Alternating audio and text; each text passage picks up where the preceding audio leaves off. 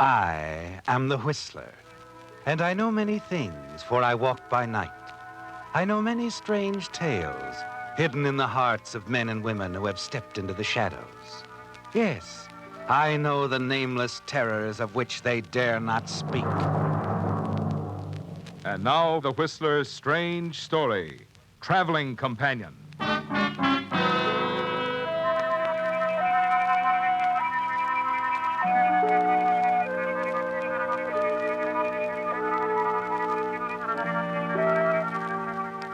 Standing in the lobby of the Hotel Continental in Pisa, Italy, with a group of some 20 other tourists, Clara Marshall, age 25, and attractive enough to draw attention anywhere, was smiling quietly to herself, and with good reason. Yes, Clara, for the past 8 months you've handled things perfectly, haven't you? Wanted by the Chicago police for your part in a series of minor swindles, you slipped out of town and covered your tracks so successfully they lost all trace of you. Some weeks later, in a Los Angeles bookstore, you casually made the acquaintance of elderly, wealthy Harriet Wilson and took full advantage of this chance meeting, didn't you, Clara? Yes. Now you're not only her trusted employee, but her secretary and traveling companion on a tour of Europe, and waiting on a foggy Italian morning to accompany her on a guided tour of Pisa. Ladies and gentlemen, your attention, please. Sorry, ladies and gentlemen, but I'm forced to cancel today's tour. Too foggy. Oh, but Guy, the streetcars are running. You needn't drive the bus. Sorry, Miss Marshall, it would be impossible to take a group this size through the foggy city on streetcars. Too dangerous. But we don't plan to come through this city again, and Miss Wilson had so counted on seeing the Leaning Tower. Isn't that right, Harriet? Well, yes, I had looked forward to but it. You know we're leaving this afternoon. Please, Guide, won't you reconsider? Miss Marshall, in the interest of the group as a whole, I am sorry, really. Oh, really? I don't... Why? Pardon me, miss. What? I couldn't help overhearing. It seems a shame that fellow American visitors who are so interested in seeing historical places should not see them. It looks as if not much is going to be done about Well, that. I was just going to suggest that I'd be glad to take you to the Leaning Tower. It really isn't far from here. Oh, would you? Well, that would be wonderful, wouldn't it, Harriet? Well, why, yes, it would. Good. Let's lose no time then. This way, ladies.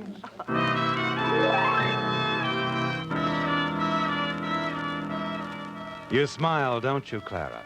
Leaving the hotel and boarding the crowded streetcar. As you steal a glance at the stranger, you notice that he's studying you, too, very closely, as if memorizing every detail of your appearance. And Harriet is quite excited about the whole adventure as the car rattles along the street.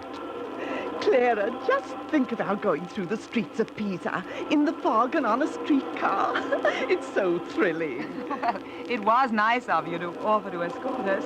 It means a lot to see places we've seen in pictures so often. I want to go to the top of the tower and look down. Yes, they say that's where Galileo proved his theory about weights falling at the same rate of speed, you know. Oh, yes. I just love to try dropping something. Ladies, I'm sorry, but I won't be able to take you to the tower today after all. What? Well, you said it wasn't far. I'm sorry, but it's unavoidable.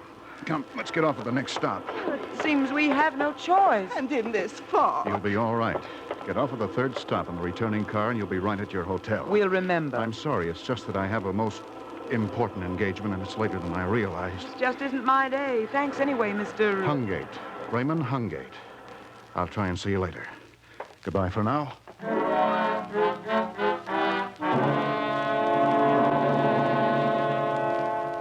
As the three of you step from the streetcar, Raymond slips something into your pocket and quickly puts his fingers to his lips to silence you, and suddenly he's gone into the fog. As you look around, you notice two men who left the streetcar just before it pulled away hurry off in the same direction Raymond took. You feel sure they're following him, don't you, Clara? Harriet seems concerned only with watching for a returning car and is relieved as it appears, and you're soon back at your hotel. Oh, at last. Oh, this hotel room looks good to me. My, now, why would he offer to take us to the Leaning Tower and then deliberately leave us stranded in the middle of this strange city in the fog? Well, I believe he meant to take us, but something he couldn't help caused him to leave. Perhaps you're right. Now that we're back safe and sound, I'll admit it was a thrill. And he was nice looking, wasn't he? Yes. And it seemed he was going to be an interesting guide. Now, he was an American, but seemed to know his way around here in this foreign land. I wonder Harriet, I believe it's best not to discuss this with the others on the tour. Oh? Well, maybe you're right. Well, they'd have the laugh on us if they knew the details. Yes. Let's admit we didn't get to the tower, but forget the rest. You're right, my dear. Well, I wonder what the others are doing now. Oh, probably playing bridge. Why don't you go down and see if they have enough for full tables? I believe I will. Won't you come along? Not right now, but let's keep this our secret. Between you and me, I believe we'll see Mr. Raymond Hungate again. Oh, I do hope so. My, isn't this romantic?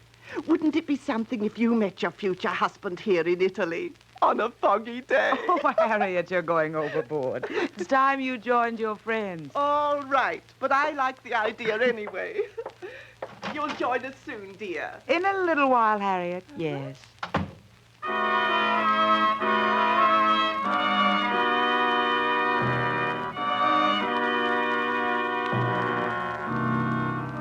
You feel relieved when the door finally closes, don't you, Clara? And you cross the room quickly. Get Raymond's package from the pocket of your coat. You unwrap it, open the box carefully, and gasp as you view its contents. A necklace, a diamond necklace.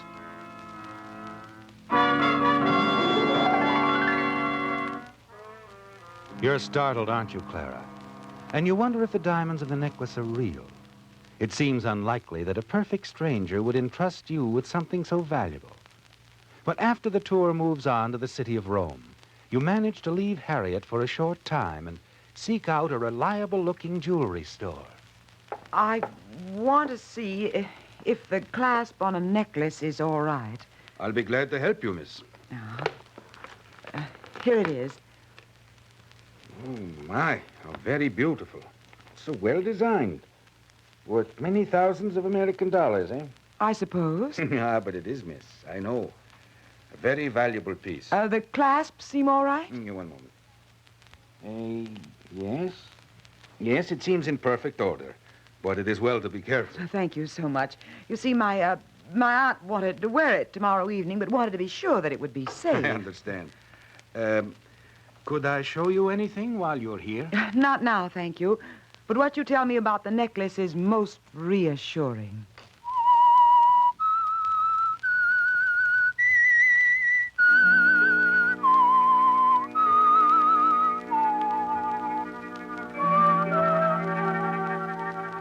Well, Clara, events have conspired to bring you luck, haven't they? Unexpectedly, a man named Raymond Hungate, escorting you to the Leaning Tower of Pisa, suddenly found a reason to leave you, but left a valuable diamond necklace in your coat pocket.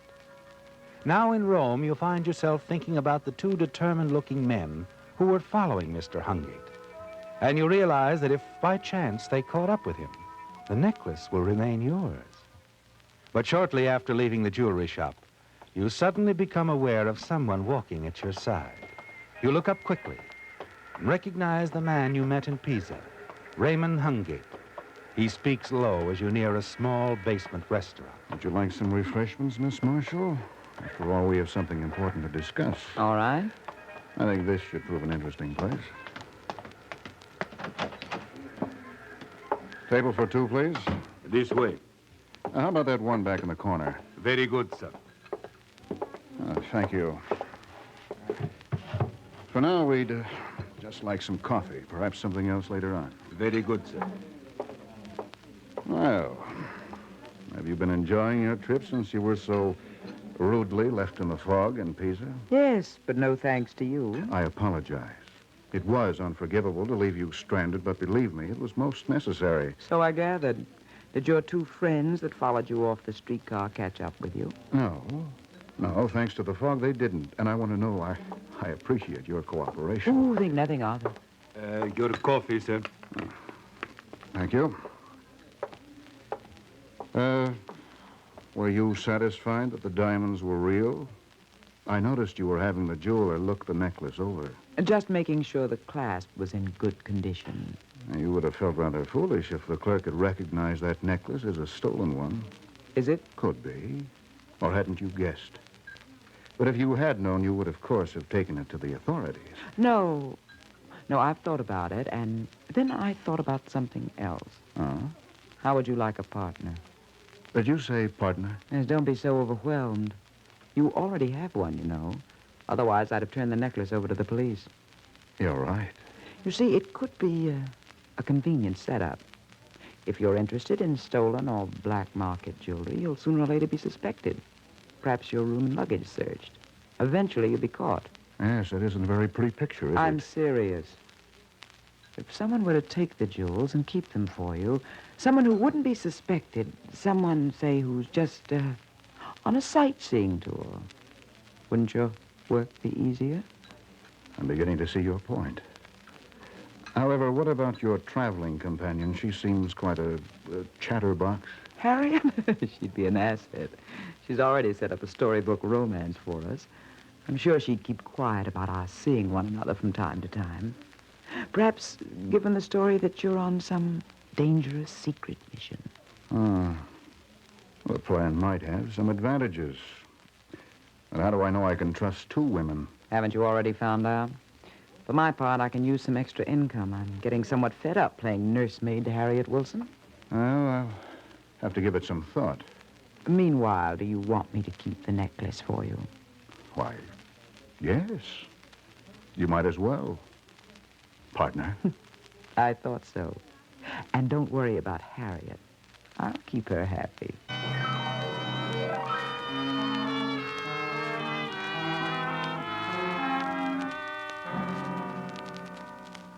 Clara, my dear, I can't tell you how glad it makes me to know that you found such an exciting and adventurous friend. He is nice. Nice? Oh, he's wonderful. And to think he's in the Foreign Secret Service for our government. Shh, not so loud. Oh, sorry, dear. It could mean his life. You know, if people found out about that, he shouldn't even have told me. Oh, now, don't worry, Clara. I'll be careful. You can count on that. Thanks. But imagine meeting such a thrilling man here in a foreign land.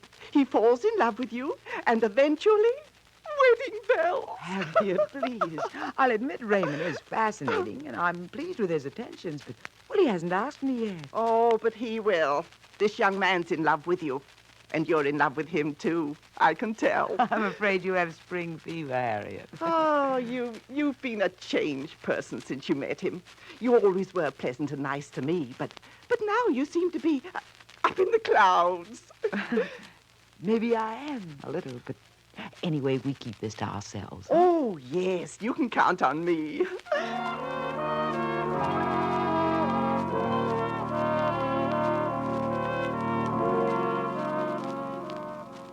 Things are going smoothly, aren't they, Clara? You've made Harriet believe you and Raymond are deeply in love, and you're sure she will never question any of your meetings with him. You and Harriet accompany the others on the various tours of Rome and the nearby country. But you also manage appointments with Raymond frequently. From time to time, he adds other pieces of jewelry to his collection, and he seems pleased with the arrangement that you suggested. Then one day, as your stay in Rome is drawing to a close, you approach the back booth of a little cafe where you've made your last appointment with Raymond before leaving for Naples. Oh, Clara, I didn't see you come in. You're slipping, Raymond. I thought you must always be on guard. I have no worries. Even if accused, I have no loot for anyone to find. Not today. You seem very absorbed in that letter you're reading. Is it from the folks back home? Hardly. But don't be so inquisitive. Partners have a right to share, remember? Besides, I noticed it's from the Rocco Jewelry Company in Naples. You're to meet someone. Fast reader, aren't you? I'm a smart kid. Perhaps. But don't get too smart for your own good. Could I, darling? Here, read the letter if you're so interested. An appointment in Naples day after tomorrow, 11 p.m. Isn't that a bit late? Not for a friend. Friend. The kind that exchanges gems for greenbacks? The lady is a genius. It adds up. Appointment at 11 at night in Naples. A friend. This man handles all of your merchandise, doesn't he? Well, you're giving the answers. But I'll give you credit, Clara. You're usually right. We haven't discussed shares. How do I come in? You'll get what's coming to you all right. 50-50? Now, that'd be real nice, wouldn't it? There are some real nice jewels I've been carrying around. Now, how about my share, 50-50? That's a bit high. Partners, though. Well, You drive a hard bargain, Clara. But you do know the answers. I'll be on the same train for Naples that you are, day after tomorrow. See you then.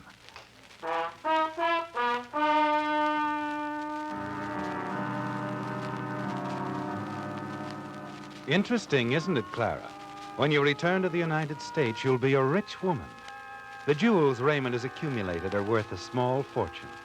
And it shouldn't be long until you receive your share. Raymond admits he has an appointment with a man named Rocco in Naples to make the exchange. The jewels for a sum of money beyond your dreams. 2 days later, you're on the train en route to Naples. An hour or so before you're due to reach Naples, you knock softly on the door of Raymond Hungate's compartment. Oh, Clara, come in. Anyone see you? of course not. Bring the stuff in your purse? Yes. They laughed when I bought this purse, said I didn't need any more luggage, but it has come in handy. Look at them sparkle. Pretty. Beautiful. Just think, how much would you say? $50,000 for little Clara? Well, Rocco will want a commission, but they'll probably bring about $75,000. Not bad for a few weeks' work. Not at all. And even $37,500, slightly more than my usual income. Clara, we might as well understand each other. What? You've had some good ideas, and you've been very helpful. Oh, thank you, but darling. You can get in the way, and you take too much for granted. Oh, come now, smile when you say that. Why? Clara, the game is over. I'm about ready to cash in, and I don't need any excess baggage. You're joking. Look, you don't mean that... Can't you figure the picture this time, Clara? We're almost into Naples. Your body can be found by the railroad track. By the time you're identified, I'll be in Naples, have the dough, and be on the boat for the good old USA. Don't be ridiculous. You'd be caught in a minute. What about Harriet? You've taken care of that. Harriet will only be able to tell them what she understands. The job I have is very dangerous. Somehow you must have been killed by the man I was tracking down, or perhaps by accident. After all, she thinks we're so much in love. Don't be a fool, Raymond. Put that gun away. Stand near the window, Clara. When the next train whistle sounds... Put it away! I'll... You grab at Raymond's arm. Try to seize the gun as the two of you struggle.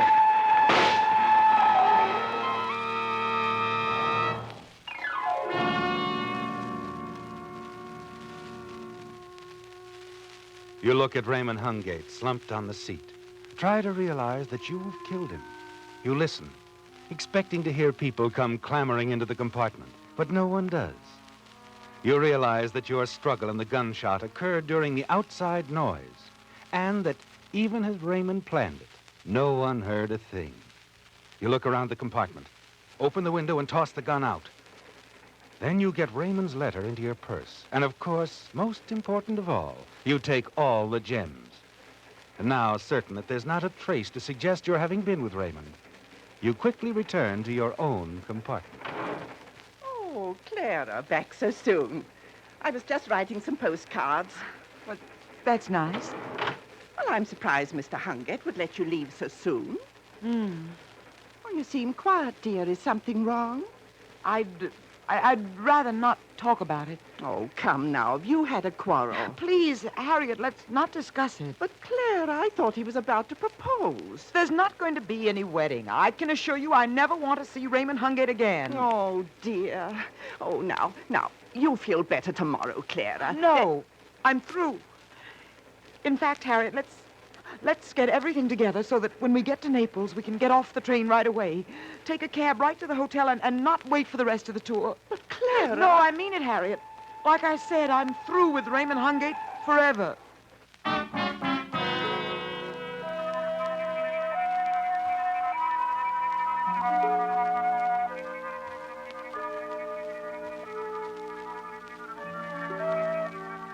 Well, Clara, it's over, isn't it? Complete. As you hurry from the station, pretending that you want to avoid Raymond Hungate, knowing that his body is waiting to be discovered in his compartment. You're certain, too, that you left no trace of your having been there at all. But you do have the jewels safely put away in your purse. And you know from the letter Raymond showed you, you can sell them in Naples for currency. A great deal of it. To Raymond's business connection, the jeweler named Rocco. And since you're to sail for the United States soon, your future looks very promising, doesn't it? Then there's a knock at the door of your hotel suite. Yes? Miss Marshall? Clara Marshall? Yes. I represent the American consulate, Miss Marshall. Oh, well, surely our passports are in order. Oh, yes. I'm here on another matter. This is Police Chief Antrini. Police? But why? May we come in? Well, yes, of course, please do. Please, sit down. Who is it, Clara? A gentleman from the consulate and the chief of police, Harriet. This is my employer, Miss Wilson, gentlemen. How do you do, Miss How Marshall? do you do? Well, this visit is really quite flattering. You see, we are planning to leave for the States in a few days. Oh, we've had such a wonderful tour of the continent. Nice of you two gentlemen to drop in this way. I am afraid my business may prevent your departure, Miss Wilson. You see, there has been a murder. A murder? But who? A man named Raymond Hungate. Raymond Hungate. How terrible. Well, surely there's some mistake. The police still have some checking to do, Miss Marshall. But Chief Antrini would like you to come down to his office. Oh, this is hard to believe. It's such a shock. We knew Mr. Hungate's job was with the Secret Service, and it was very dangerous. Harriet, there may be some mistake. Oh, I do hope so. Anyway, I'll go along to identify him if it is Raymond. Oh, Clara, you poor dear child. I'm sure you misunderstand, Miss Wilson.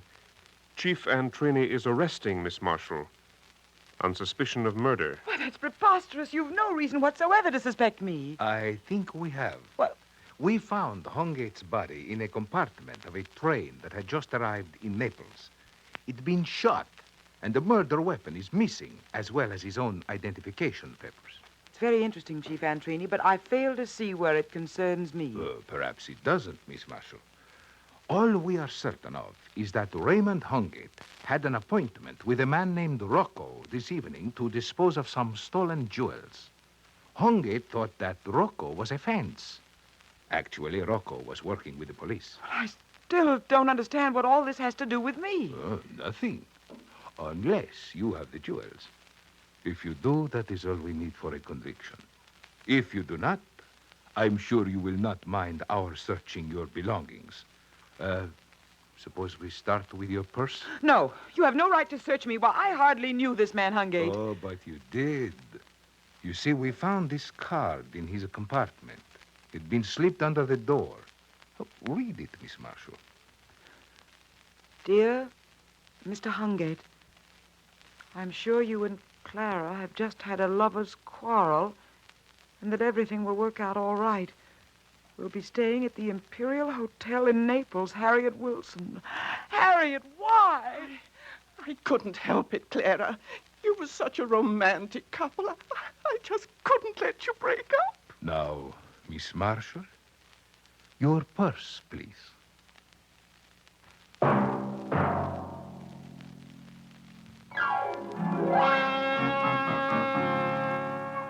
Featured in tonight's story were Bill Foreman as the Whistler, Betty Lou Gerson, John Stevenson, Norma Varden, Byron Kane, and Marvin Miller.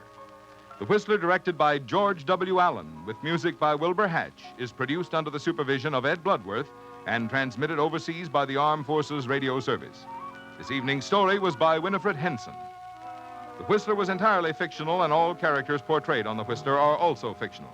Any similarity of names or resemblance to persons living or dead is purely coincidental.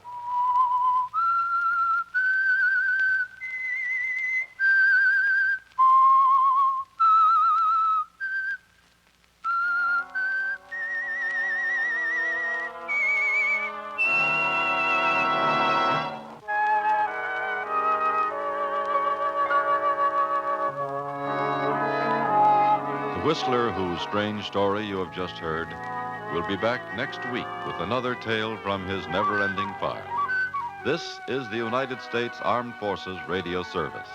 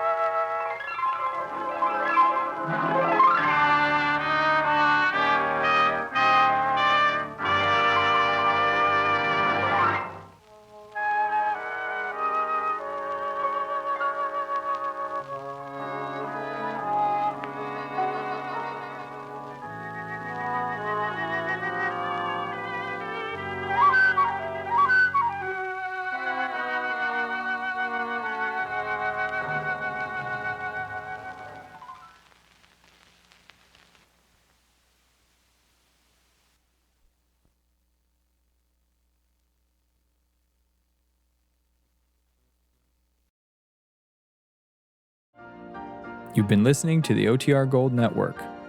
Find more classic radio at otrgold.com.